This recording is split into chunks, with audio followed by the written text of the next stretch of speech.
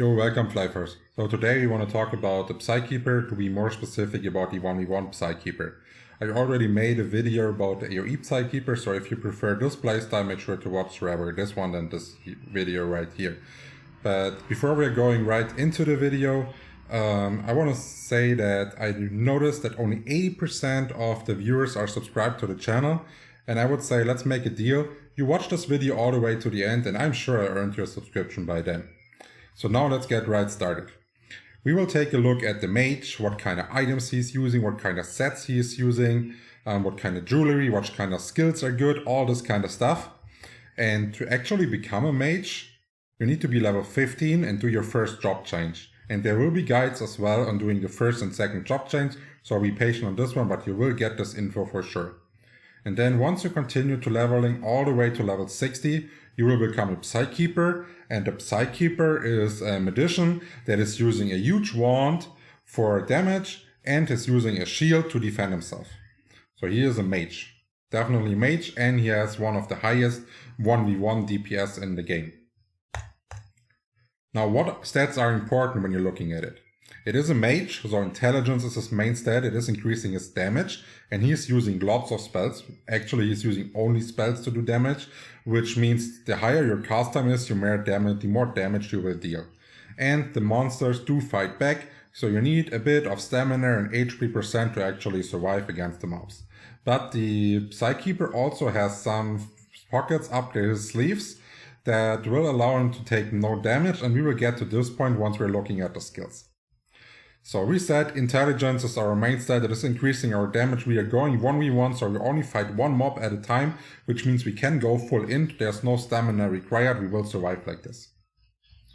Let's take a look what's important at level 60. At level 60 you need about 3.8k health, your attack should already be at like 2.3k, which is pretty decent for such an early level compared to other classes. And at level 90 the mobs do hit a bit harder, so you need like 5.5k and increase your attack about 2.9k. This is just average stats you should aim for. The Psykeeper is a bit switch heavy, doesn't have too strong sets early on, so if you do drop the level 30 set, for example, you can go for like additional int, something like this. If you get free parts, it is not worth farming it, but you can use it if you drop it. The level 45 set I would say is definitely worth farming and upgrading.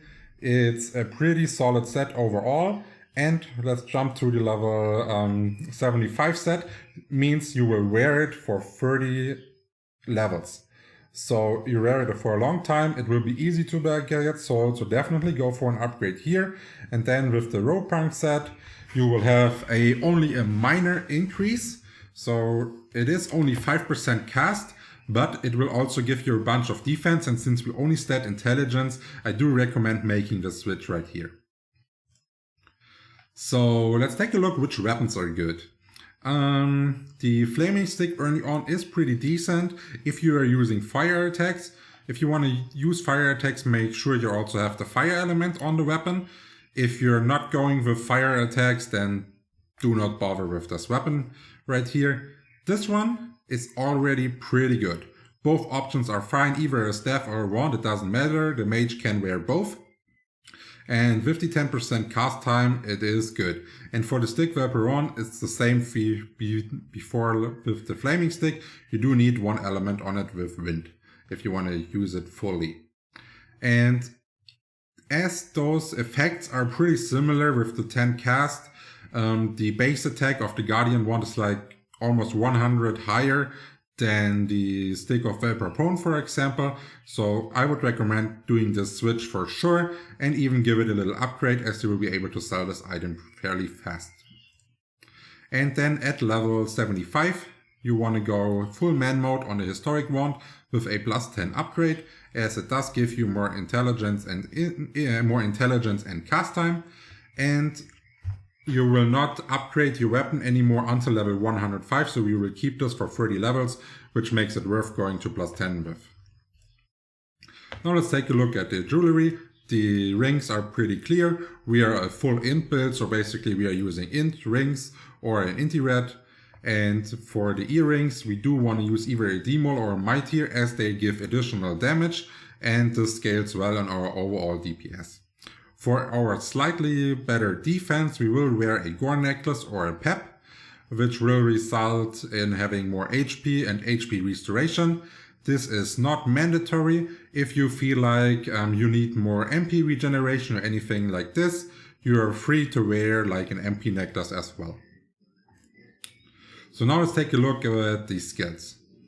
We already talked about a bit of the elements. So the element system in Flyff is basically like there's one element for each other element and you will get a bonus damage. So for example, if the monster is water and you attack it with an electric skill, you will deal more damage to the monster. But for example, if the monster is electric and you attack it with a water skill, you will deal less damage with the monster. So I do recommend going with Mental Strike. This is a non-elemental attack which allows you early on to deal high damage no matter what element the mob has. And as soon as you unlock those kind of options right here, I would try to max those and always fight with the counter element. So example with Fire Strike, if you want to use Fire Strike, only use it on wind mobs, for example. And we already covered this in different other mage guides. Blink Pool is a powerful tool that allows you to teleport through the map and move faster around. And of course, moving fast will always result in a faster kill speed and more EXP over time. Now, let's talk about your main skill. This is why 1v1 Psykeeper is even viable. This is the Spirit Bomb right here. You will put it in your action slot, and there's one downside to it. If you're below 90% MP, the damage of the skill will decrease. So make sure to have your MP always about 90% of your max going. And we did talk about a trick a Psykeeper can use to not get damage, and this is called Satan. So if you don't want to get any damage from a mob or you need some more time to regenerate your health, use Satan on a mob. It will be at 0 speed and not be able to progress, and your spirit bombs are a range attack and you will still be able to go with a range damage like this. And sometimes the mobs do hit you. If you decide to do it, there will be Crucio spell with a reflect damage. There's also an option, a whole build designed around Crucio spell. And if you're interested in a guide about the Psykeeper Psy, let me know in the comments. So now let's take a look at the skill overview. As I already said, Mental Strike is our core, and we will use Mental Strike early on to get all those 5 element spells to max and not bother with the rest.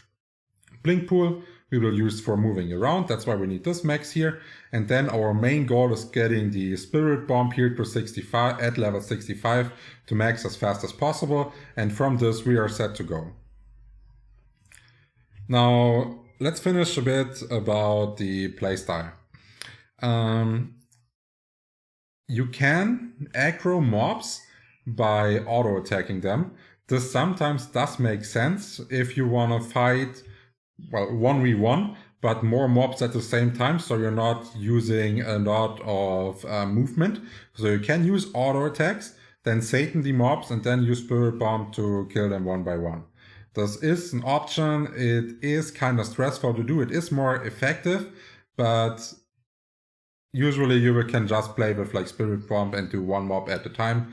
And if you do like one more attack on the mob than it is necessary, it doesn't matter that much. But Spirit Bomb you want to be having locked in the action slot all the time, and you do want to have Activision upgraded, since this is your only damage spell basically, and you want to get the max out of it. So Activision, I would say, is mandatory all the time. The refresher hold used to be mandatory when it was at 100% MP for the max Spirit Bomb damage, but now since it is at 90% MP for the Spirit Bomb damage, it is not mandatory anymore. It's just a convenience factor, but you can do it with MP refreshers as well. So we are at the end of the video. If there are any more questions, feel free to ask them in the comments, and I hope I earned your subscription by then. And yeah, if you liked the video, make sure to press the thumbs up, and we will see each other. Cheers.